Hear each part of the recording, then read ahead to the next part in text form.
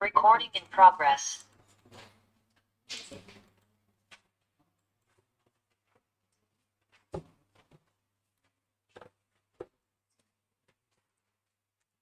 So guys material ఉంది కదా అందరి దగ్గర వచ్చారా వెళ్ళిపోతున్నారా సీరియస్లీ సరే ఒకసారి మాట్లాడదాం క్లాస్ అయిన తర్వాత ఓకే ఇంకెవరైనా వచ్చారా ఈరోజు వచ్చిన వాళ్ళు మన చరణ్ ఎక్కడ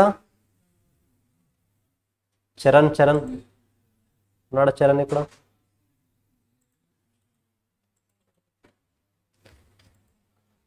సరే గైస్ మార్జినల్ కాస్టింగ్ ఓపెన్ చేయండి part 2 right marginal casting part 2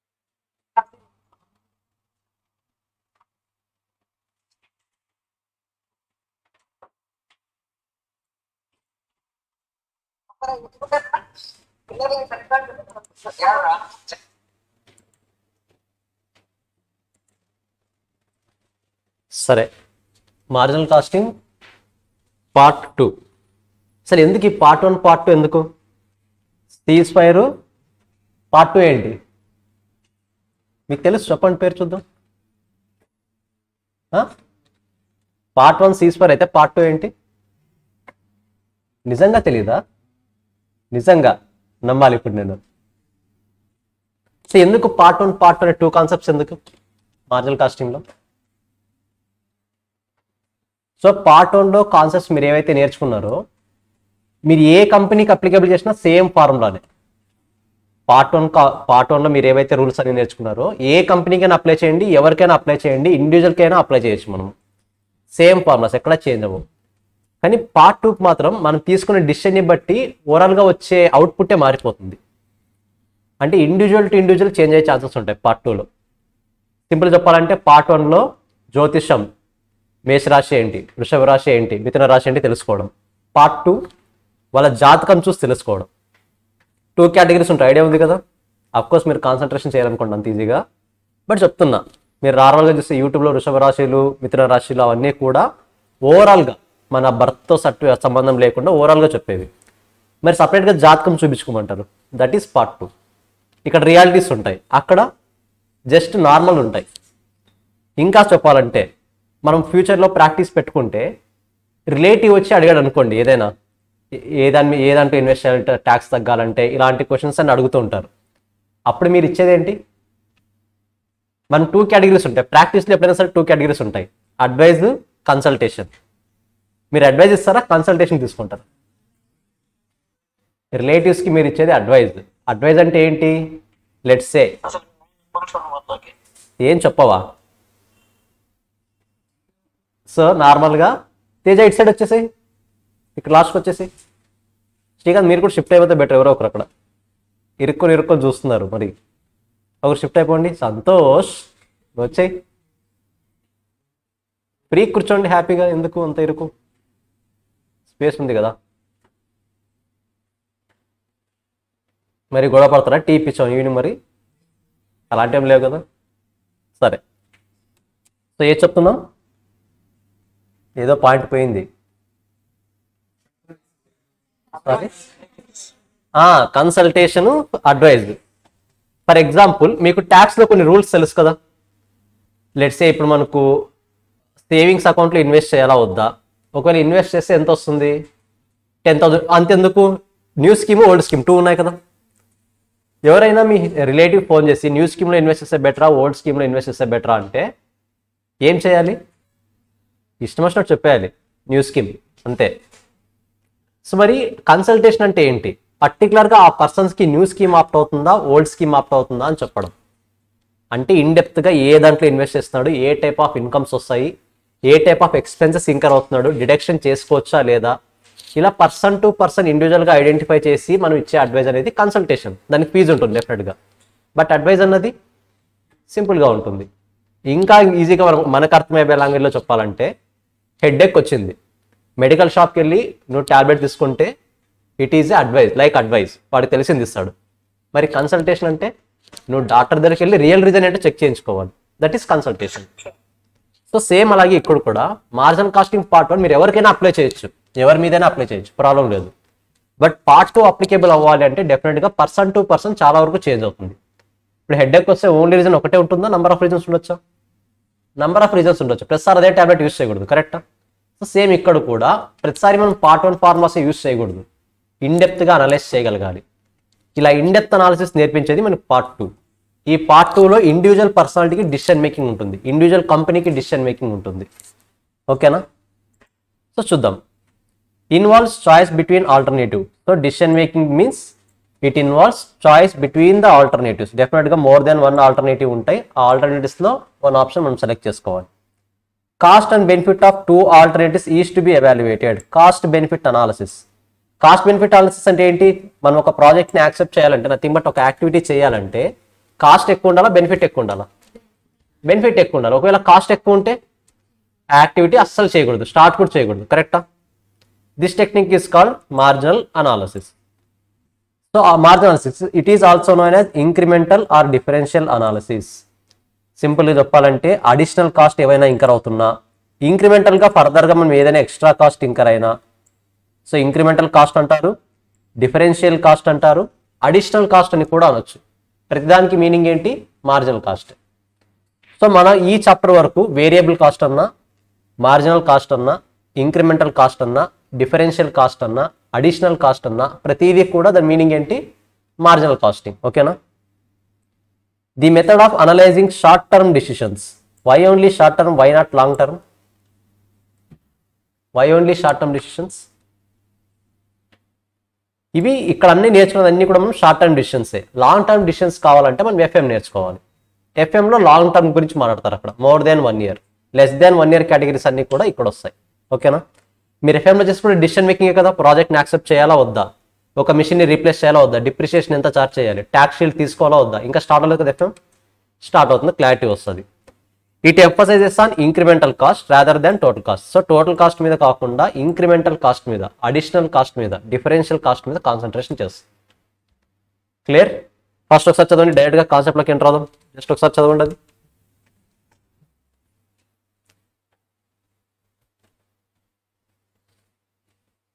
marginal కాస్టింగ్లో ఓవరాల్గా 5 మెథడ్స్ ఉంటాయి. ఆ 5 మెథడ్స్లో ఫస్ట్ కాన్సెప్ట్ డిస్కస్ చేసిన తర్వాత టర్మినాలజీ నేర్చుకుందాం, క్లారిటీ వస్తుంది. ఓకేనా?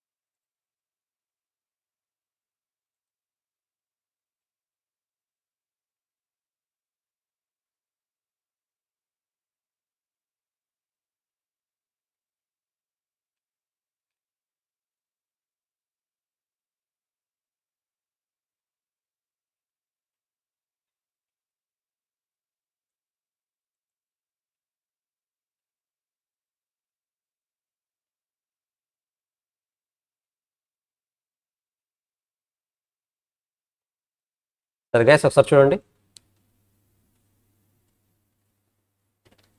లెట్స్ సే నేను ఒక ప్రోడక్ట్ని మ్యానుఫ్యాక్చర్ చేస్తున్నా, నా పర్టికులర్ బిజినెస్ ఉంది, ఒక ప్రోడక్ట్ని మ్యానుఫ్యాక్చర్ చేస్తున్నా. ఆ ప్రోడక్ట్ని మ్యానుఫ్యాక్చర్ చేయడానికి అల్టిమేట్గా ఒక స్పేస్ తీసుకున్నా.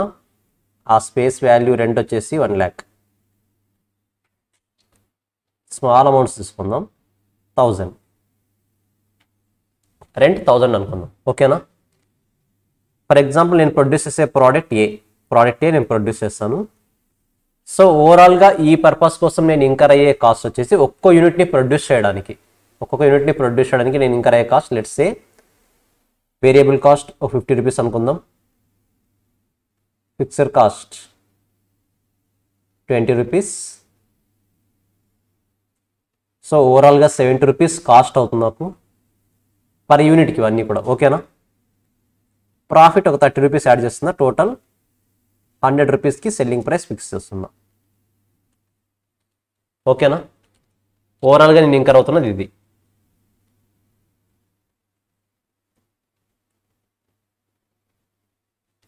సో యాజ్ ఆఫ్ నో నా దగ్గర ఉన్న డేటా ఇది. రెంట్ ఇచ్చేసాను మీకు, రెంట్ 1000 రూపీస్ పర్ మంత్ అనుకోండి. ఒక్కొక్క ప్రోడక్ట్ని ప్రొడ్యూస్ చేయడానికి నేను ఎంత కాస్ట్ ఇంకర్ అవుతున్నాను, ఆ కాస్ట్ మీద ఎంత ప్రాఫిట్ రికవర్ చేస్తున్నాను, సెల్లింగ్ ప్రైస్ కూడా ఇచ్చేసాను.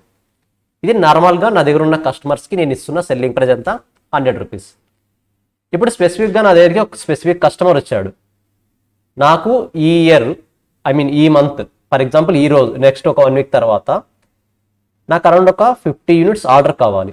50 యూనిట్స్ ఆర్డర్ ఇస్తున్నాను నీకు, one time order, only one time order, nothing but special order, one time order వస్తుంది. ఇప్పుడు ఈ 50 యూనిట్స్కి నేను ఎంత ప్రైస్ యాక్సెప్ట్ చేయొచ్చు అన్నది మెయిన్ క్వశ్చన్ ఇక్కడ. ఈ 50 యూనిట్స్కి ఈచ్ యూనిట్కి నేను ఎంత ప్రైస్ యాక్సెప్ట్ చేయొచ్చు అనేది మెయిన్ క్వశ్చన్. నేనే కొన్ని కేసెస్ ఇస్తాను, అంటే ఆ పర్సన్ నాకు ఆఫర్ చేసిన ప్రైజెస్ చెప్తాను ఎంత అన్నది.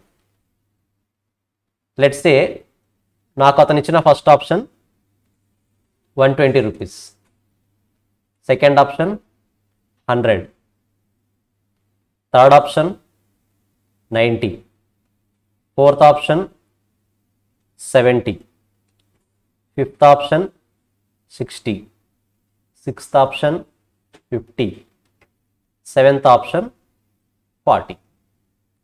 ఇది ఓవరాల్గా అతను నాకు ఇచ్చిన ఆఫర్స్, అంటే పర్ యూనిట్కి ఎంత పే చేస్తానన్నది. సో ఫస్ట్ ఒకసారి డేటా అంతా విజువల్ లాగా పెడుతున్నాను, ఒకసారి డేటా అంతా రివైజ్ చేయండి. నేను కొన్ని క్వశ్చన్స్ అడుగుతాను, వాటికి ఆన్సర్స్ కావాలి నాకు. ఫస్ట్ ఒకసారి బాగా చూడండి డేటాని. సింపుల్ రెంట్ ఎక్స్పెన్స్ ఎంత అనేది ఉంది, పర్ యూనిట్ కాస్ట్లు ఉన్నాయి, ఒక ప్రోడక్ట్ని ప్రొడ్యూస్ చేయడానికి నేను ఇంకర్ అయ్యే cost as well as selling price. నాకు స్పెసిఫిక్గా ఒక కస్టమర్ వచ్చాడు, ఆ కస్టమర్ ఒక్కో ప్రోడక్ట్కి ఎంతెంత అమౌంట్ ఆఫర్ చేస్తున్నాడో ఇచ్చేసాడు. క్లియరా? లెట్స్ సే ఇప్పుడు కస్టమర్ ఫస్ట్ నాకు ఇచ్చిన ఆఫరు ఈచ్ యూనిట్కి 120 రూపీస్ పే చేస్తాను అన్నాడు. ఆఫర్ని యాక్సెప్ట్ చేయాలా వద్దా? చేయాలా? Sure, okay. ఎవరైనా రిజెక్ట్ చేసేవాళ్ళు ఉన్నారా? నో. సరే, సెకండ్ ఆప్షన్ 100 రూపీస్ యాక్సెప్ట్ చేయాలా వద్దా? చేయాలా, చేయొచ్చా, మేబీ చేయొచ్చా? చేయాలా? సరే, ఓకే. 90 చేయాలా? ఎందుకు? మిగతా వాళ్ళకి 100 రూపీస్ కదా. ఇప్పుడు 90 యాక్సెప్ట్ చేద్దామా వద్దా? ఓకే, చేద్దాం. 70 అదే నేను ఇంకర్ అయ్యే కాస్ట్ 70నే, అయినా చేయాలా? ఓకే. 60 చేయొద్దా? చేయొద్దు అనే వాళ్ళు ఎంతమంది? జస్ట్ హ్యాండ్ రైజ్ చేయండి. చేయొద్దు. సో మిగతా వాళ్ళు చేయాలా? 60 ఓకే. 50 చేయకూడదు. అందరూ చేయకూడదా? చేయాలా చేయకూడదా? చేయకూడదా? ఓకే. 40 చేయకూడదు, ఇది కూడా ఓకే. నాకు ఒక క్లారిఫికేషన్, 70 రూపీ 120 రూపీస్ అంటే సెల్లింగ్ ప్రైస్ కన్నా ఎక్కువ ఆఫర్ చేస్తున్నాడు కాబట్టి ఓకే యాక్సెప్ట్ చేయొచ్చు, బాగుంది. 100 రూపీస్ ఈక్వల్ ఇస్తున్నాడు కాబట్టి అది కూడా యాక్సెప్ట్ చేయొచ్చు, బాగుంది. 90 రూపీస్ ఎందుకు యాక్సెప్ట్ చేస్తున్నారు? మనం ఇంకర్ అవుతున్నది, మనం నార్మల్గా సేల్ చేసేదేమో 100 రూపీస్, 90 రూపీస్ ఎందుకు యాక్సెప్ట్ చేయాలి మనం? సో నా ఫస్ట్ క్వశ్చన్ ఇక్కడ. సెకండ్ క్వశ్చన్, నేను ఇంకర్ అవుతున్న కాస్టే 70, అలాంటప్పుడు 70 రూపీస్ కూడా ఎందుకు యాక్సెప్ట్ చేయాలి? సెకండ్ వన్, నేను ఇంకర్ అవుతున్న కాస్ట్ 70 కానీ 60 రూపీస్కి కూడా యాక్సెప్ట్ చేశారు కొంతమంది, ఎందుకు? What is the reason? పోనీ 50 దగ్గర ఎందుకు రిజెక్ట్ చేశారు? మీరు 60 రూపీస్ని యాక్సెప్ట్ చేసిన వాళ్ళు ఇంకా 10 రూపీస్ తగ్గించుకుంటే ఏమవుతుంది?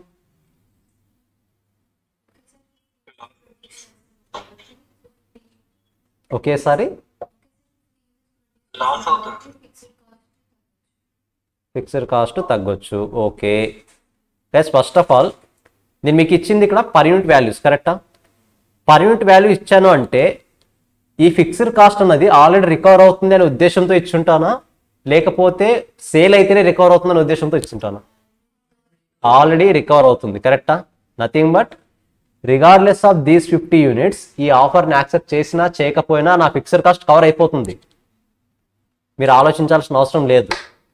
మరి ఇప్పుడు ఈ 50 యూనిట్స్ని యాక్సెప్ట్ చేయాలంటే మనం డెఫినెట్గా కన్సల్ట్ చేసే ఫ్యాక్టర్స్ ఏంటి? నువ్వు ఎక్స్ట్రా కాస్ట్ ఎంత ఇంకర్ అవుతావు, ఏది మాత్రం ఎక్స్ట్రా కాస్ట్ ఇంకర్ అవుతావు నువ్వు? ఇంకా only variable cost, nothing but up to 50 rupees వరకు, 50 రూపీస్ మినిమం వరకు నువ్వు ఎంత ప్రైస్ కానీ యాక్సెప్ట్ చేయొచ్చు. ఈక్వల్ టు 50కి కూడా యాక్సెప్ట్ చేయొచ్చు, బట్ లెస్ దాన్ 50కి యాక్సెప్ట్ చేయకూడదు. నథింగ్ బట్ ఎక్స్ట్రాగా నువ్వు 50 యూనిట్స్ని ఆర్డర్ తీసుకోవడం వల్ల నువ్వు ఇంకా ఎక్స్ట్రా కాస్ట్ ఎంత? Only 50 per unit. ఆ 50 పర్ యూనిట్ వరకు నువ్వు ప్రతి ఒక్క ప్రైస్ ఎంత వచ్చినా సరే యాక్సెప్ట్ చేయొచ్చు. డౌట్ వస్తుంది, సార్ నాకు లాస్ అవుతుంది కదా అని చెప్పేసి. 120 దగ్గర ప్రాబ్లం లేదు, 100 దగ్గర ప్రాబ్లం లేదు, బట్ 90 దగ్గర రిజెక్ట్ చేస్తే ఏమవుతుందో చూడండి. 90 దగ్గర మనం ఎలా థింక్ చేస్తాం? మిగతా వాళ్ళకి 100 రూపీస్ సేల్ చేస్తున్నాం, ఈ పర్సన్కి 90కి ఎందుకు సేల్ చేయాలి? ఒకవేళ ఆఫర్ యాక్సెప్ట్ చేస్తే 50 × 10 500 రూపీస్ లాస్ వస్తుంది అనుకుంటారు, కరెక్టా? బట్ ఇంటర్నల్గా జరిగేది ఏంటి? నువ్వు 90 రూపీస్ని యాక్సెప్ట్ చేయడం వల్ల నువ్వు ఇంకా కాస్ట్ ఎంత? నార్మల్గా ఓన్లీ 50. అతను ఎంత పే చేస్తున్నాడు నీకు అంటే 40 రూపీస్ ఎక్స్ట్రా పే చేస్తున్నాడు. 40 × 50 ఎంత వస్తుంది? 20,000. 20,000 is the profit. Revenue generate అవుతుంది మీకు. 2,000 2000 రెవెన్యూ జనరేట్ అవుతుంది మీకు. సో మీరు 500 గురించి ఆలోచిస్తే ఏమొస్తుంది మీకు? 2000 లాస్ అవుతున్నట్టు. ఆ 500 రూపీస్ కాంప్రమైజ్ అయితే మీకు ఎంత రెవెన్యూ వస్తుంది? 2000. అంటే ఓవరాల్గా నెట్ బెనిఫిట్ ఎంత వస్తుంది మీకు? 1500. సో ఇన్ జనరల్గా ఫిక్స్డ్ కాస్ట్ యొక్క ఎఫెక్ట్ తెలియని వాడు ఏం చేస్తాడంటే డెఫినెట్గా ఆఫర్ని రిజెక్ట్ చేస్తాడు. దానివల్ల ఏమవుతుంది? 1500 లాస్. పోనీ 70 దగ్గర చూద్దాం ఒకసారి. పోనీ 70 దగ్గర అయినా రిజెక్ట్ చేయొచ్చా అంటే 70 దగ్గర అయినా సరే మీరు ఇంకర్ అయ్యే కాస్ట్ ఓన్లీ ఏది? వేరియబుల్ కాస్ట్ ఒకటే. అంటే మీరు 20 రూపీస్ యాడ్ చేసినా సరే మీరు స్పెసిఫిక్గా ఇంకర్ అవుతారా? మరి ఇంకర్ అవ్వాల్సిన అవసరం లేదు, ఫిక్స్డ్ కాస్ట్ ఆల్రెడీ రికవర్డ్ అక్కడ మీకు. సో ఫర్ ఎగ్జాంపుల్ 70 రూపీస్ దగ్గర మీరు కనుక రిజెక్ట్ చేస్తే ఈచ్ యూనిట్ మీద మీకు 20 రూపీస్ ప్రాఫిట్ వస్తుంది. 20 × 50. సో అమౌంట్ ఏదైతే ఉందో అమౌంట్ మొత్తం కూడా ప్రాఫిట్ వస్తుంది మీకు 1000 rupees. 1000 rupees is the benefit. కానీ మీరు రిజెక్ట్ చేస్తే ఆ 1000 రూపీస్ లాస్టే, నెక్స్ట్ టైం ఆ కస్టమర్ వస్తాడన్న గ్యారంటీ కూడా లేదు, కరెక్ట్? ఆ ఫ్యూచర్ గురించి కూడా ఆలోచించాలి కదా. బట్ ఇక్కడ మెయిన్ కండిషన్ ఏంటి అంటే ఈ స్పెషల్ ఆర్డర్ని మనం ఎప్పుడు మాత్రమే యాక్సెప్ట్ చేయగలం? నా దగ్గర ఇంకా ఎక్స్ట్రా కెపాసిటీ ఉన్నప్పుడు. ఫర్ ఎగ్జాంపుల్ లెట్స్ సే నేను ఇక్కడ 1000 యూనిట్స్ ప్రొడ్యూస్ చేయగలను అనుకోండి. ఓవరాల్గా ఈ ఫ్యాక్టరీ కెపాసిటీకి 1000 యూనిట్స్ ప్రొడ్యూస్ చేయగలను. ఇప్పుడు నా కెపాసిటీ అనేది లెస్ దాన్ 1000 ప్రొడ్యూస్ చేసింటే మాత్రమే 50 యూనిట్స్ని యాక్సెప్ట్ చేయగలను. లేదు ఒకవేళ 1000 యూనిట్స్ ప్రొడ్యూస్ చేశాను, 1000 యూనిట్స్ కూడా సేల్ అవుతాయి అన్నప్పుడు నేను ఓన్లీ వేరియబుల్ కాస్ట్ని బేస్గా తీసుకోవచ్చా? నథింగ్ బట్ ఇప్పుడు 1000 యూనిట్స్ నా దగ్గర ఫుల్ కెపాసిటీ ఉంది. నేను ఏ కస్టమర్ డిమాండ్ బాగుంది, డిమాండ్ సేల్ అవుతాయి డెఫినెట్గా నా ప్రోడక్ట్స్. సో 1000 రూపీస్ డిమాండ్ బాగుందంటే ఏ కస్టమర్ వచ్చినా సరే నాకు they are able to pay 100 rupees per unit. అలాంటప్పుడు ఈ పర్సన్ 90 రూపీస్ 70 రూపీస్ ఎందుకు యాక్సెప్ట్ చేస్తాను? చేయొచ్చా? చేయకూడదు. నథింగ్ బట్ మీరు ఓన్లీ వేరియబుల్ కాస్ట్ మాత్రమే ఇంక్రీజ్ అవుతుంది అన్న పాయింట్ని ఎప్పుడు కన్సిడర్ చేయాలి? మీ దగ్గర ఎక్సెస్ కెపాసిటీ ఉన్నప్పుడు. మీ దగ్గర ఎక్సెస్ కెపాసిటీ లేదు అంటే డెఫినెట్గా వేరియబుల్ కాస్ట్ని బేస్గా కన్సిడర్ చేయకూడదు. దేన్ని బేస్గా కన్సిడర్ చేయాలి? Selling price. నువ్వు ఇప్పుడు 50 యూనిట్స్ ఆర్డర్ వచ్చింది నాకు, ఈ 50 యూనిట్స్ నేను కనుక రిజెక్ట్ చేస్తే ఏమవుతుంది? అదే 100 రూపీస్ వేరే వాళ్ళు వచ్చి తీసుకుని వెళ్తారు నా దగ్గర. ఎందుకంటే I'm operating at full capacity. నా ప్రోడక్ట్స్కి డిమాండ్ ఉంది. నీ ప్రోడక్ట్స్కి డిమాండ్ ఉన్నప్పుడు సెల్లింగ్ ప్రైస్ని మించి కాంప్రమైజ్ అవ్వకూడదు ఎప్పుడు. నీ ప్రోడక్ట్స్కి డిమాండ్ లేనప్పుడు మాత్రమే సెల్లింగ్ ప్రైస్తో కాంప్రమైజ్ అయ్యి వేరియబుల్ కాస్ట్ వరకు మీరు యాక్సెప్ట్ చేయొచ్చు. అంటే అప్ టు 50 రూపీస్ వరకు మీరు యాక్సెప్ట్ చేయొచ్చు. 50 కన్నా తక్కువ వచ్చిందా యాక్సెప్ట్ చేయకూడదు. క్లారిటీ వస్తుందా? సో సింపుల్గా సమ్మరైజ్ చేయాలంటే మీ దగ్గర ఇంకా ఎక్సెస్ కెపాసిటీ ఉన్నప్పుడు, మీకు ఎక్సెస్గా ప్రొడ్యూస్ చేసే కెపాసిటీ ఉన్నప్పుడు ప్రైస్ ఫిక్స్ చేయాలంటే దేని బేసిస్ ఫిక్స్ చేయాలి? Variable cost. అలా కాకుండా you are operating at full capacity plus మీ ప్రోడక్ట్కి డిమాండ్ బాగుంది అనుకోండి, the cost should be at selling price. So reason ఎందుకు అంటే డిమాండ్ బాగుంది కాబట్టి నువ్వు కాకపోతే ఇంకోటి వచ్చి కొంటాడు ఆ ప్రోడక్ట్ని. అలాంటప్పుడు కాంప్రమైజ్ అవ్వాలా? అవ్వకూడదు. ఆ కస్టమర్ ఫ్యూచర్లో రావాల్సిన అవసరం ఉందా? మనకి అవసరం లేదు, ఎందుకంటే నెంబర్ ఆఫ్ కస్టమర్స్ మనకే ఉన్నారు కదా. సో అలాంటప్పుడు ఖచ్చితంగా సెల్లింగ్ ప్రైస్ని మనము బేస్గా తీసుకోవాలి. ఫస్ట్ ఆఫ్ ఆల్ ఈ స్టోరీ వరకు అర్థమైందా? So if you are okay with this, నేను టర్మినాలజీ ఇంట్రొడ్యూస్ చేస్తాను. అసలు దేన్ని ఏమని పిలుస్తారు అన్నది, ఏ కాస్ట్ని టర్మినాలజీ ఏమని పిలవాలో క్లారిటీ ఇస్తా.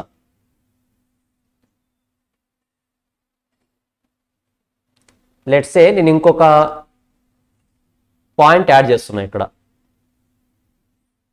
ఇప్పుడు 50 యూనిట్స్ ఆర్డర్ వచ్చాయి కదా. ఈ 50 యూనిట్స్ ఆర్డర్ని యాక్సెప్ట్ చేయాలంటే ప్రజెంట్ నా దగ్గర ఉన్న మిషనరీ సరిపోదు. I have excess capacity, but నా దగ్గర ఉన్న మిషనరీ సరిపోదు. సో రెంట్కి ఒక మిషన్ తెచ్చుకుందాం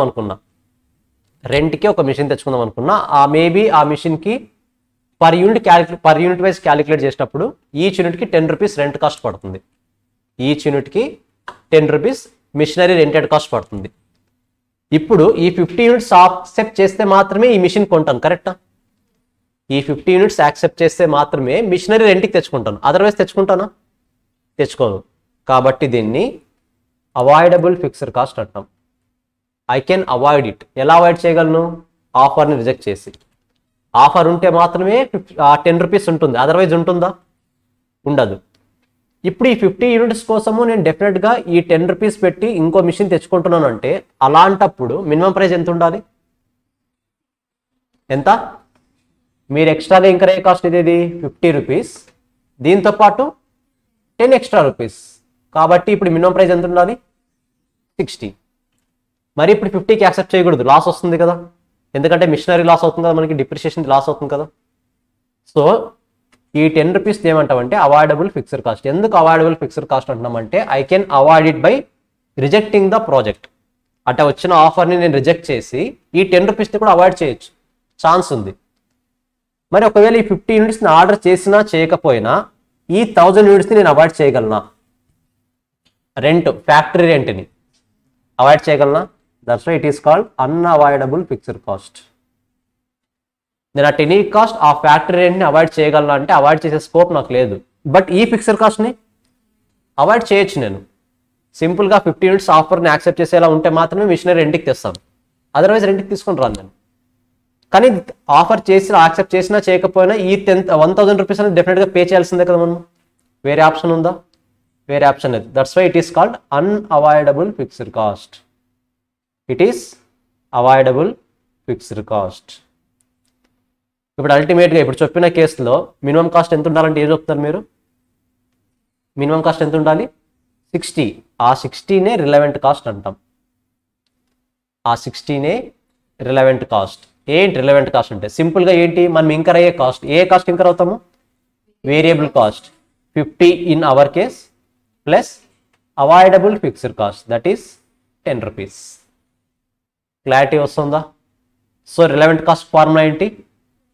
variable cost plus avoidable fixed cost. ఎందుకు అవే వస్తున్నాయి? మనం ఎక్స్ట్రాగా ఇంకర్ అయ్యే కాస్ట్ ఒక్కటే కదా. మరి ఈ అన్అవాయిడబుల్ ఫిక్స్డ్ కాస్ట్ ఏమవుతుంది? Irrelevant cost. So these costs are relevant for decision. This is irrelevant for decision.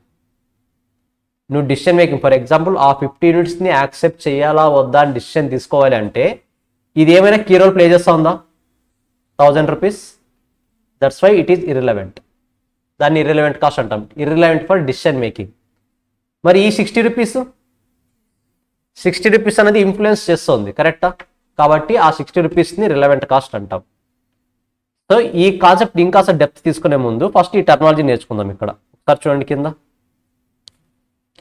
Cost classification, relevant cost, irrelevant cost. మన ఎగ్జాంపుల్లో రిలవెంట్ కాస్ట్ ఏవేవి? Variable cost 50 rupees, 10 rupees depreciation, machinery depreciation, that is called avoidable fixed cost. So avoidable fixed cost. Incremental cost, incremental cost ఏమని కూడా అనొచ్చు?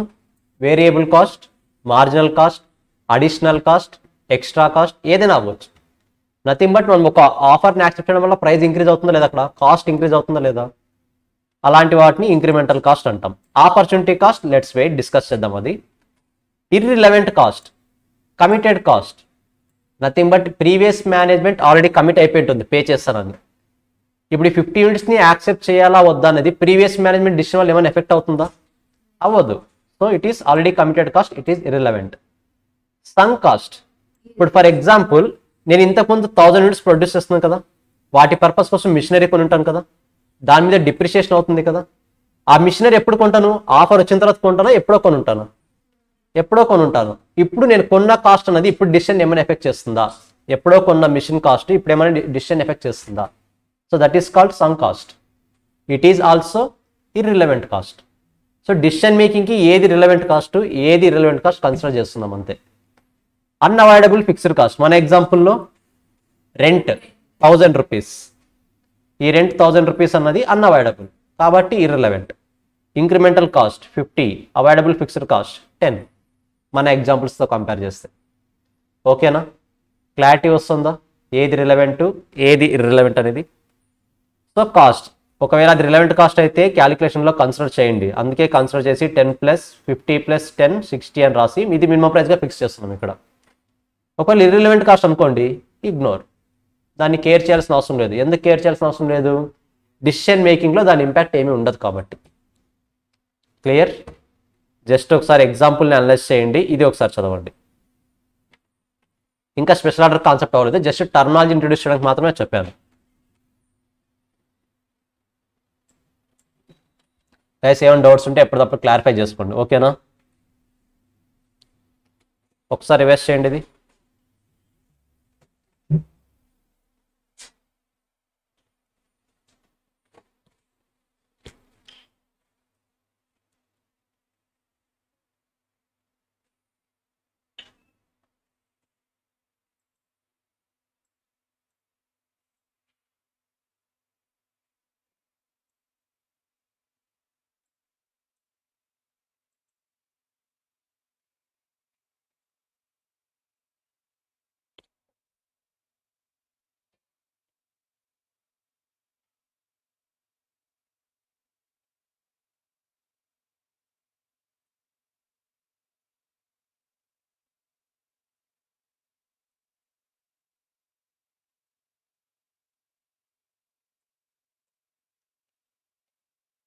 ఒకటే point గుర్తుండాలి, decision making తీసుకోవాలంటే మీరు ఏ కాస్ట్లు అయితే కన్సిడర్ చేస్తారో కన్సిడర్ చేసే కాస్ట్లు అన్నీ కూడా రిలవెంట్ కాస్ట్లు అవుతాయి.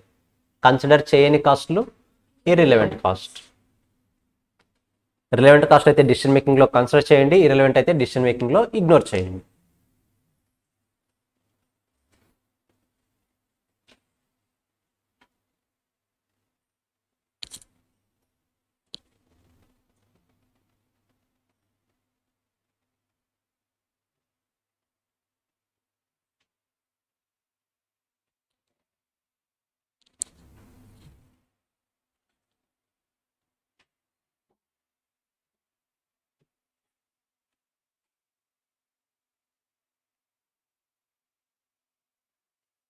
ఎస్ క్లియర్, ఇది ఏది అవాయిడబుల్ ఏది అన్అవాయిడబుల్ అనేది. So let's say opportunity cost. ఏంటి ఆపర్చునిటీ కాస్ట్ అంటే, benefit lost or opportunity foregone on selection of other alternative. Simple చెప్పాలంటే మన దగ్గర 2 ఆల్టర్నేటివ్స్ ఉన్నప్పుడు ఫస్ట్ ఆల్టర్నేటివ్ని సెలెక్ట్ చేసుకుంటే సెకండ్ ఆల్టర్నేటివ్ నుంచి వచ్చే బెనిఫిట్ ఏదైనా మనం లూజ్ అవుతుంటే ఆ సెకండ్ ఆల్టర్నేటివ్ వల్ల ఏదైతే బెనిఫిట్ లూజ్ అవుతున్నామో ఆ బెనిఫిట్ని ఆపర్చునిటీ కాస్ట్ అంటాం. ఓకేనా. సో అదర్ దెన్ దిస్ ఇంకో 2 ఎగ్జాంపుల్స్ నేను ఎక్స్ప్లెయిన్ చేస్తాను. లెట్స్ సే మనకు జాబ్ వచ్చింది అనుకుందాం, జాబ్ వచ్చింది, మేబీ ఒక 1 lakh అర్న్ చేస్తారు అనుకుందాం మంత్లీ. బట్ మీరు ఇక్కడతో సాటిస్ఫై అవ్వలేదు, ఇంకా హైయర్ ఎడ్యుకేషన్ చేద్దాం అనుకొని మళ్ళీ మాస్టర్స్ కూడా ఏదైనా సమ్ చేద్దాం అనుకొని అకౌంట్స్లో కానీ ఎఫ్ఎంలో కానీ ఏదైనా సమ్ వేరే కంట్రీకి వెళ్ళాలనుకున్నారు. సో ఇక్కడ వేరే కంట్రీకి వెళ్ళి చదవాలంటే డెఫినెట్గా ఎడ్యుకేషన్ స్టాప్ చేయాల్సిందే మీరు. సో నార్మల్గా 1 lakh శాలరీని వదులుకొని వేరే కంట్రీకి వెళ్ళి మంత్లీ 50,000 ఎక్స్పెన్సెస్ ఇంకర్ అవుతూ చదువుకుందాం అనుకున్నారు. సో మీరు ఇప్పుడు వేరే కంట్రీకి వెళ్ళడం వల్ల మీకు మంత్లీ ఎంత ఎక్స్పెన్సెస్ ఇంకర్ అవుతుంది చదువుకోవడానికి వెళ్ళడం వల్ల? 50,000 per month. ఇప్పుడు నేను వచ్చి ఎక్స్ట్రాగా ఐ మీన్ ఫర్దర్ ఎడ్యుకేషన్ చేస్తున్నావు కదా, హైయర్ ఎడ్యుకేషన్స్ చేస్తున్నావు కదా, కాస్ట్ ఎంత అయిందంటే మీరు ఏం చెప్తారు? 50,000. బట్ మనం ఎంత చెప్పాలి? 1,50,000. బికాస్ మనము ఈ డిసిషన్ తీసుకోవడం వల్ల, హైయర్ ఎడ్యుకేషన్ చేస్తాము అని డిసిషన్ తీసుకోవడం వల్ల మన ఇంతవరకు ఒక బెనిఫిట్ వచ్చేది. కరెక్టా? ఏది? 1 lakh శాలరీ. దాన్ని వదులుకుంటున్నట్టు కదా. మీరు ఒక డిసిషన్ తీసుకోవడం వల్ల ఒక ఆపర్చునిటీ వదులుకుంటున్నారు. నథింగ్ బట్ ఈ ఆపర్చునిటీ 1 lakh అన్నది ఆపర్చునిటీ కాస్ట్ అవుతుంది. అట్ ద సేమ్ టైం మీరు ఇంకా అవుతున్న ఎక్స్పెన్సెస్ టోటల్ కాస్ట్ ఎంత? 1,50,000. ఇప్పుడు మీరు హైయర్ ఎడ్యుకేషన్ చేయడం వల్ల మీకు వచ్చే రిటర్న్ ఫ్యూచర్లో 1,50,000 కన్నా ఎక్కువ ఉంది అంటే మాత్రమే హైయర్ ఎడ్యుకేషన్ చేయాలి, అదర్వైజ్ చేయకూడదు. లెట్స్ సే మీకు రిటర్న్ వచ్చేసి 75,000 వస్తుంది అనుకోండి, మీకు ఓన్లీ ఈ వాల్యూ మాత్రమే కన్సిడర్ చేస్తే, ఓన్లీ అకౌంట్స్ పర్పస్ మాత్రమే కన్సిడర్ చేస్తే yes you can go for higher education. But అది ప్రాపర్ వేనా? కాదు. డెఫినెట్గా మీరు లాస్ అవుతున్న దాన్ని కూడా కన్సిడర్ చేయాలి కదా. సో ఓవరాల్గా మీకు 1,50,000 కన్నా లాస్ ఎక్కువ వస్తుంది అనుకుంటే మాత్రమే 1,50,000 కన్నా బెనిఫిట్ ఎక్కువ వస్తుంది అనుకుంటే మాత్రమే మీరు ఈ హైయర్ ఎడ్యుకేషన్ని యాక్సెప్ట్ చేయాలి, అదర్వైజ్ యాక్సెప్ట్ చేయకూడదు. ఫస్ట్ క్లారిటీ వచ్చింది ఆపర్చునిటీ కాస్ట్ అంటే ఎలా ఉంటుంది అనేది. ఒక ఆపర్చునిటీని సెలెక్ట్ చేసుకోవడం వల్ల ఇంకో ఆపర్చునిటీ వల్ల లాస్ వస్తుంది. సేమ్ అలాగే ఇక్కడ కూడా ఇప్పుడు మీకు టూ ఆప్షన్స్ ఉన్నాయి. ఫ్లాట్ ఒకటి, బ్యాంక్ ఒకటి. 10 lakhs ఇన్వెస్ట్మెంట్ చేస్తున్నారు. ఆఫ్టర్ 1 year తర్వాత ఎంత రిటర్న్ వస్తుందో కూడా ఇచ్చేసారు. ఫ్లాట్లో అయితే 10,80,000, బ్యాంక్లో అయితే 11 lakh. మరి ఏ దాంట్లో ఇన్వెస్ట్ చేస్తే బెటర్ ఒకసారి డిసైడ్ చేయండి బాగా అబ్జర్వ్ చేసి. Bank. May know the reason? Exact reason కావాలి ఎందుకన్నది. Opportunity cost 0. ఓకే, ఇంకా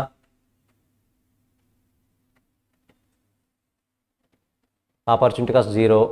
గైస్ మీరేం చేస్తారు? ఫ్లాటా బ్యాంకా? ఏం చేద్దాం?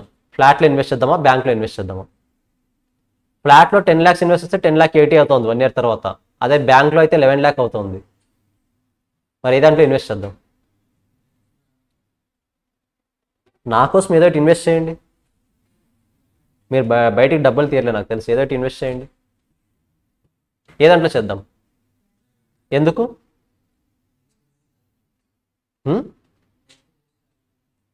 నెక్స్ట్ బెస్ట్ ఆల్టర్నేటివా? దేనికి బెస్ట్ ఆల్టర్నేటివ్? ఫ్లాట్ కన్నా నెక్స్ట్ బెస్ట్ ఆల్టర్నేటివా? అంటే నెక్స్ట్ బెస్ట్ ఆల్టర్నేటివ్ ఉందని చెప్పేసి ఇన్వెస్ట్ చేస్తామా, లేకపోతే దానివల్ల ఇంకేమైనా బెనిఫిట్ ఉందా మనకి? 20,000 ఎక్స్ట్రా బెనిఫిట్ వస్తుంది, అదేనా రీజన్? షూరా? సో 20,000 ఎక్స్ట్రా బెనిఫిట్ వస్తుంది అనేది purely based on accounting treatment. ఎందుకు? 10 lakhs ఇన్వెస్ట్ చేస్తే ఇందులో 10,80,000 అవుతుంది, ఇందులో అయితే 11 lakh అవుతుంది. సో ఫ్లాట్లో కన్నా బ్యాంక్లో 20,000 ఎక్స్ట్రా బెనిఫిట్ వస్తుంది కాబట్టి మనము బీలో ఇన్వెస్ట్ చేస్తాం. బట్ రియాలిటీ అనాలిసిస్ ఎలా ఉంటుంది చూడండి ఒకసారి. మీరు ఒకవేళ ఫ్లాట్లో ఇన్వెస్ట్ చేశారనుకోండి, బ్యాంకు నుంచి రావాల్సిన ఎక్స్ట్రా 1 lakh వస్తుందా? మీరు ఫ్లాట్లో ఇన్వెస్ట్ చేస్తే బ్యాంకు నుంచి రావాల్సిన ఎక్స్ట్రా 1 lakh వస్తుందా? రాదు. So 1 lakh is the opportunity cost కదా. So opportunity cost is 1 lakh. మీరు ఎంత ఇన్వెస్ట్ చేస్తున్నారు ఫ్లాట్స్లో? ఆపర్చునిటీ కాస్ట్ ఎంత అంటే ఓవరాల్గా ఎంత ఇన్వెస్ట్ చేస్తున్నారు? 11 lakhs. మీకు రిటర్న్ ఎంత వస్తుంది? రిటర్న్ ఎంత వస్తుంది టోటల్గా? 10 lakh. అంటే ఓవరాల్గా రిటర్న్ ఎంత వస్తుంది? ప్రాఫిట్ ఎంత వస్తుంది?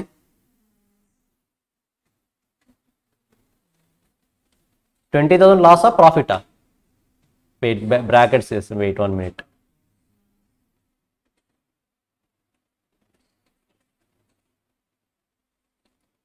సో ఓవరాల్గా మీరు 11 lakhs ఇన్వెస్ట్ చేస్తే 10,80,000 రిటర్న్ వస్తుంది. అంటే నథింగ్ బట్ 20,000 లాస్ వస్తుంది. మరి ఇంతకుముందు అకౌంట్స్ ప్రకారం ఏమైంది? 80,000 ప్రాఫిట్ వచ్చింది. క్లారిటీ వస్తుందో అకౌంట్స్కి కాస్టింగ్కి డిఫరెన్స్? మీరు అకౌంట్స్ పాయింట్ ఆఫ్ వ్యూలో చూసినప్పుడు ఇంతకుముందు 80,000 ప్రాఫిట్ వచ్చింది, బట్ అసలు ఇక్కడ ప్రాఫిట్ అనే ఆప్షనే లేదు, 20,000 లాస్ వస్తుంది. పోనీ బ్యాంక్లో ఇన్వెస్ట్ చేస్తే ఏమవుతుందో చూద్దాం. ఇంతకుముందు బ్యాంక్లో 20,000 ఎక్స్ట్రా వస్తుంది అన్నారు కదా, ఇప్పుడు చూద్దాం ఏమవుతుందో. సో బ్యాంక్లో 10 lakhs ఇన్వెస్ట్ చేయడం వల్ల నెక్స్ట్ బెస్ట్ ఆల్టర్నేటివ్ బ్యాంక్ కాకుండా ఫ్లాట్ ఉంది. అంటే దాని నుంచి వచ్చే 80,000 రిటర్న్ నాకు రాదు, కరెక్టా? సో 80,000 రిటర్న్ ఏమవుతున్నప్పుడు? Opportunity cost. నేను ఓవరాల్గా బ్యాంక్లో ఎంత ఇన్వెస్ట్ చేసినట్టు ఇప్పుడు? First 10 lakhs, opportunity cost is 80,000. ఎంత వస్తుంది? 10,80,000. మరి మీకు రిటర్న్ ఎంత వచ్చింది? 11 lakh. అంటే 20,000 ఏమవుతుంది? ప్రాఫిట్. మరి ఇంతకుముందు అకౌంట్స్ ప్రకారం ఎంత ప్రాఫిట్ వచ్చింది? 1 lakh. బట్ ఇప్పుడు ఎంత వచ్చింది? 20,000. హ్యూజ్ వేరియేషన్ కనిపిస్తుందా లేదా? Just because of opportunity cost. So మీరు డిసిషన్ తీసుకున్నప్పుడు మేబీ ఈ ప్రాబ్లంలో కరెక్ట్ అయ్యిండొచ్చు, ఆప్షన్ బి సెలెక్ట్ చేసుకోవడం అన్నది. బట్ అనాలిసిస్ పాయింట్ ఆఫ్ వ్యూలో మాత్రం రాంగ్. మీరు 1 lakh ప్రాఫిట్ వస్తుంది అనుకున్నారు, బట్ రియాలిటీలో ఎంత వస్తుంది మీకు? ఓన్లీ 20,000. అదే ఫ్లాట్లో ఇన్వెస్ట్ చేసినప్పుడు 80,000 ప్రాఫిట్ వస్తుంది అనుకున్నారు, బట్ వస్తుంది అసలుకి ప్రాఫిట్ రావట్లేదు, లాస్ వస్తుంది 20,000. క్లారిటీ వస్తుందా? ఆపర్చునిటీ కాస్ట్కి డిసిషన్ని చేంజ్ చేసే పవర్ చాలా ఉంటుంది. ఓకేనా? కాబట్టి ఆపర్చునిటీ కాస్ట్ని మనం డిసిషన్ మేకింగ్లో కన్సిడర్ చేయాలా చేయకూడదా? చేయాలా చేయకూడదా? చేయాలి. సంక్ కాస్ట్ అయితే చేయకూడదు, ఎందుకంటే ఎప్పుడో ఇంకర్ అయిన కాస్ట్ ఇప్పుడు ఏమైనా డిసిషన్ మీద ఎఫెక్ట్ చూపిస్తుందా? చూపించదు. కరెక్టా? ఒకసారి రాసుకోండి ఇది.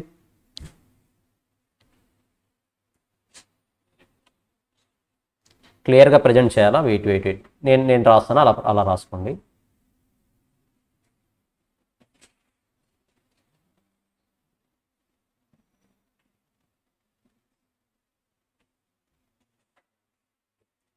సో ఫ్లాట్లో ఇన్వెస్ట్ చేయడం వల్ల నాకు opportunity cost is 1 lakh. So 10 lakhs plus 1 lakh, ఓవరాల్గా ఇన్వెస్ట్ చేసింది 11 lakh. బట్ నాకు వచ్చిన రిటర్న్ మాత్రం 10,80,000. Nothing but 11 lakhs minus 10,80,000. ఇది కాస్ట్ 11 lakh అన్నది, విచ్ ఇంప్లైస్ 20,000 లాస్. అదే బ్యాంక్లో ఇన్వెస్ట్ చేయడం వల్ల నాకు వచ్చిన ఆపర్చునిటీ కాస్ట్ 80,000. నేను ఓవరాల్గా ఇన్వెస్ట్ చేసింది 10,80,000. సో నేను ఇన్వెస్ట్ చేసిందేమో 11 lakh, నాకు వచ్చిన రిటర్న్ ఏమో 11 lakh, ఇన్వెస్ట్ చేసిందేమో 10,80,000. So overall 20,000 profit. కాబట్టి I will choose option B.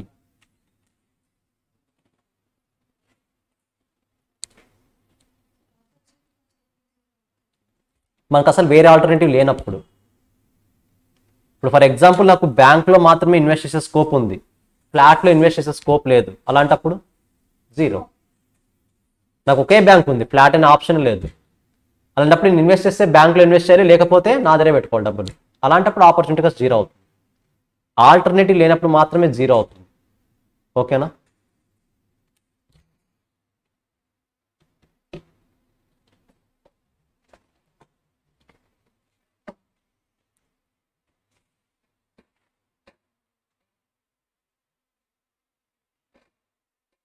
సింపుల్గా చెప్పాలంటే ఆపర్చునిటీ కాస్ట్ని కన్సిడర్ చేయాలంటే టాప్ 2 ఆల్టర్నేటివ్స్ కన్సిడర్ చేయాలి ఎప్పుడైనా సరే.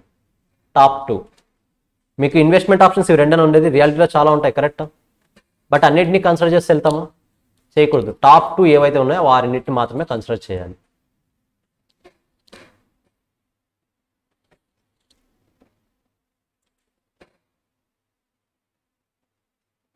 సో సంక్ కాస్ట్, హిస్టారికల్ కాస్ట్, ఎప్పుడో పాస్ట్లో ఇంకర్ అంటాం, ఆల్రెడీ కమిటెడ్ కాస్ట్, దాని గురించి ప్రీవియస్ మేనేజ్మెంట్ ఆల్రెడీ డిసిషన్ తీసేసుకుని ఉంటుంది. So irrelevant for decision making. Example research and development cost, rent, already purchased machinery. Research and development ఎప్పుడు చేస్తాం? బిఫోర్ ద కంపెనీ స్టార్ట్స్, కరెక్టా? అప్పుడు ఇంకర్ అయిన కాస్ట్ ఇప్పుడు ఈ 50 యూనిట్స్ని యాక్సెప్ట్ చేయాలా వద్దనడానికి ఏమైనా డిసిషన్కి యూజ్ అవుతుందా?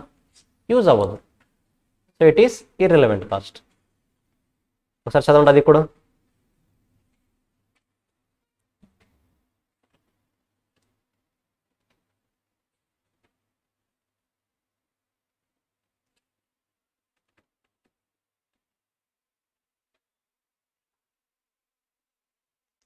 మార్జినల్ కాస్ట్ పార్ట్ 2 నుంచి ఇన్ జనరల్గా 8 మార్క్స్ ఆర్ 10 మార్క్స్ క్వశ్చన్ వస్తుంది, other than part 1.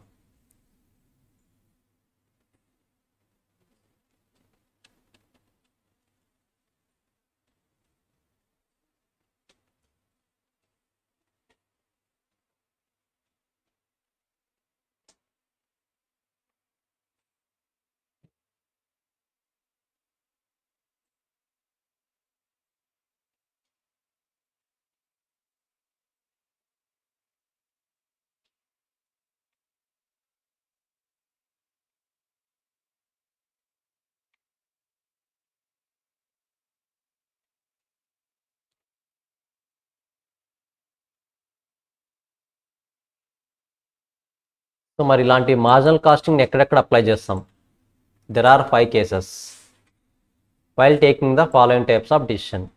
So special ఆర్డర్స్ని యాక్సెప్ట్ చేయాలా వద్దా, ఒకవేళ యాక్సెప్ట్ చేస్తే ప్రైస్ ఎంత ఫిక్స్ చేయాలి అని డిసిషన్ మనం తీసుకోవాలన్నప్పుడు ఈ మార్జినల్ కాస్టింగ్ అనే కాన్సెప్ట్ని యూస్ చేస్తాం. మేక్ ఆర్ బై, ప్రోడక్ట్ని మనమే మ్యానుఫ్యాక్చర్ చేస్తే బెటరా, బయట నుంచి కొంటే బెటరా, ఇలాంటి డిసిషన్స్ మనం తీసుకోవాలన్నప్పుడు ఈ కాన్సెప్ట్ని యూస్ చేస్తాం. సెల్ ఆర్ ఫర్దర్ ప్రాసెస్, ఒక పర్టికులర్ ప్రోడక్ట్ని ఇప్పటికిప్పుడు సేల్ చేస్తే బెటరా, సమ్ ప్రాసెస్ చేసి ఫ్యూచర్లో సేల్ చేస్తే బెటరా, అలాంటప్పుడు కూడా ఈ డిసిషన్స్ యూస్ చేస్తాం.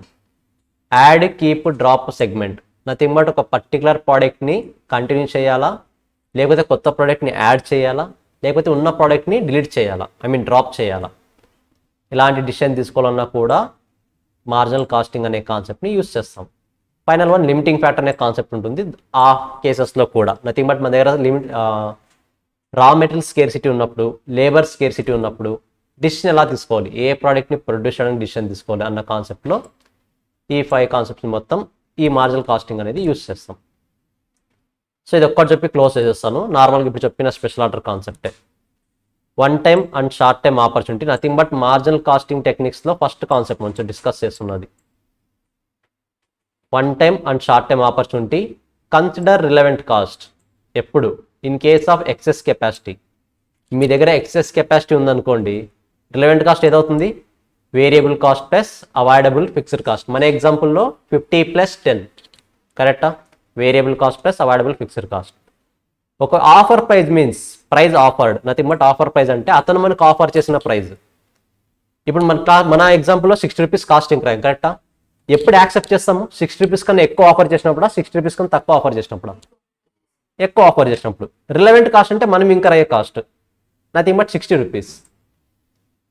ఇప్పుడు offer price is greater than relevant cost, nothing but మనం ఇంకర్ అవుతున్న కాస్ట్ 60 రూపీస్ కన్నా అతను ఎక్కువ ఆఫర్ చేస్తే యాక్సెప్ట్ చేయండి. ఇఫ్ ఎస్ యాక్సెప్ట్, లేదు రిలవెంట్ కాస్టే ఎక్కువ ఉంది, ఆఫర్ ప్రైజే తక్కువ ఉంది అనుకుంటే రిజెక్ట్ చేయండి.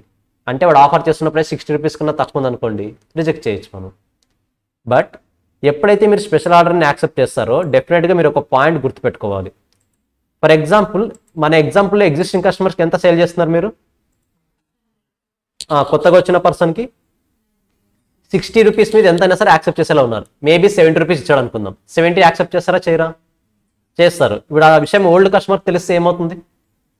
నేను నీ దగ్గర అన్ని సంవత్సరాల నుంచి కూడా ట్రాన్సాక్షన్స్ చేస్తున్నా సరే నాకు 100 రూపీస్కి ఇస్తున్నావు, ఈరోజు ఎవరో కొత్తగా వస్తే వాళ్ళకు 70 రూపీస్కి ఇస్తున్నావు, గొడవకి వస్తారు లేదా? సో ఆ పాయింట్ని కన్సిడర్ చేయాలి. Consider other factors like losing of present customers. అలికి వెళ్ళిపోతారు ఇంకా జోబులో చేతులు పెట్టుకొని, కరెక్టా? నమ్మక ద్రోహం చేశాడని. సో అలాంటి సీన్ జరగకుండా ఉండాలంటే ఎప్పుడైనా సరే స్పెషల్ ఆర్డర్స్ని యాక్సెప్ట్ చేస్తే ఎగ్జిస్టింగ్ కస్టమర్కి ఆ టెనీ కాస్ట్ తెలియకూడదు. బిజినెస్ ట్రాన్సాక్షన్స్, ఇది బిజినెస్ డీల్ ఉన్నట్టే.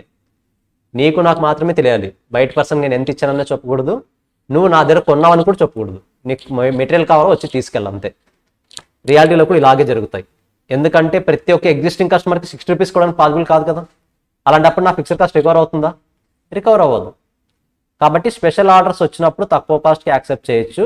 But the mandatory condition is existing కస్టమర్కి ఆ ఇన్ఫర్మేషన్ అట్ ఎనీ కాస్ట్ తెలియకూడదు, తెలియకుండా మేనేజ్ చేయాలి. ఇది ఎప్పుడు? ఎక్సెస్ కెపాసిటీ ఉన్నప్పుడు, నథింగ్ బట్ నా దగ్గర ఇంకా స్పేర్ కెపాసిటీ ఉన్నప్పుడు. అదే I am operating at full capacity అనుకోండి, ఈ స్పెషల్ ఆర్డర్ కాకపోతే ఇంకో స్పెషల్ ఆర్డర్ కోసం ఇంకొకటి వస్తాడు నా దగ్గరికి. ఎగ్జిస్టింగ్ కస్టమర్స్కే స్పేస్ లేదు ఇక్కడ, కరెక్టా? అంటే ఎగ్జిస్టింగ్ కస్టమర్స్కి ఎంత పే చేస్తున్నాను? 100. ఇప్పుడు నువ్వు బయట నుంచి వచ్చిన ఎంత పే చేయాలి అంటే ఇక్కడ రిలవెంట్ కాస్ట్ ఏంటి? Normal selling price, nothing but 100 rupees.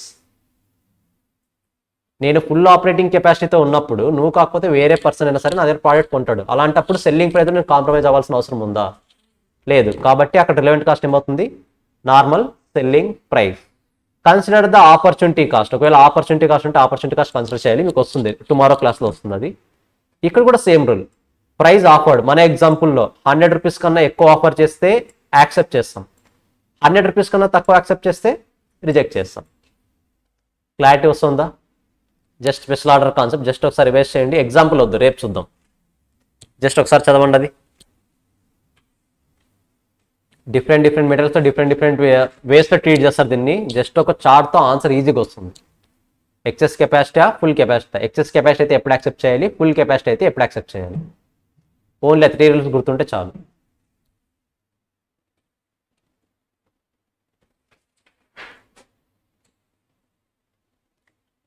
ఇప్పుడు చెప్పండి, మనం ఇంకర్ అయ్యే కాస్ట్ కన్నా తక్కువ ప్రైస్కి సేల్ చేయొచ్చా చేయకూడదా?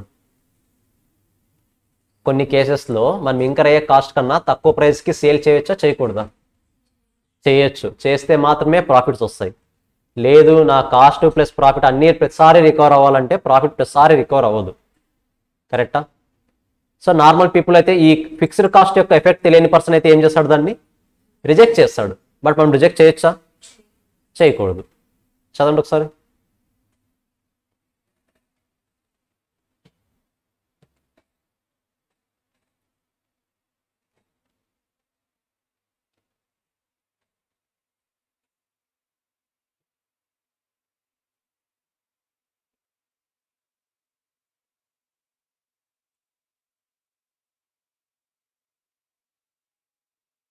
ప్రణవ్ ఆన్లైన్లో అటెండ్ అవుతున్న ప్రణవే కదా, కొత్త ప్రణవ్ కాదు కదా?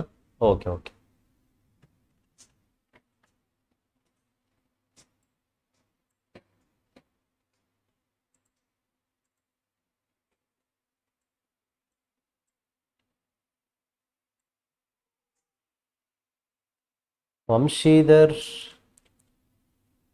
వంశీధర్ న్యూ జాయినా ఉన్నారు. ఇంతకుముందు వంశీ మన దాంట్లో ఎవరు లేరు కదా. చూద్దాం. సో గైస్ క్లియరా? స్పెషల్ ఆర్డర్ ఏమైనా డౌట్ ఉందా? కాస్త ఇప్పటి నుంచి కాస్త కాన్సన్ట్రేషన్ ఎక్కువ ఉండాలి. కాస్త డెప్త్గానే వెళ్తుంది కాన్సెప్ట్. ఓకేనా? స్లోగానే వెళ్దాం, ఏమీ తొందర లేదు. కాకపోతే ఏ డౌట్స్ వచ్చినా సరే ఎప్పటికప్పుడు క్లారిఫై చేసుకోండి. క్లియర్? యాజ్ ఆఫ్ ఏమైనా ఉన్నాయి డౌట్స్? నాకున్నాయి. డీల్ చేస్తారా? నాకున్నాయి కొన్ని. ట్రై చేద్దామా? ఓకే. ఇక్కడి కాదులేండి, నేను బేసిక్స్ నుంచి అడుగుతాను ఏవో ఒకటి.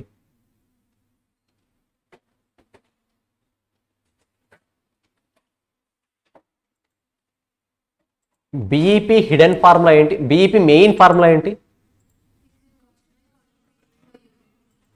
అంతేనా?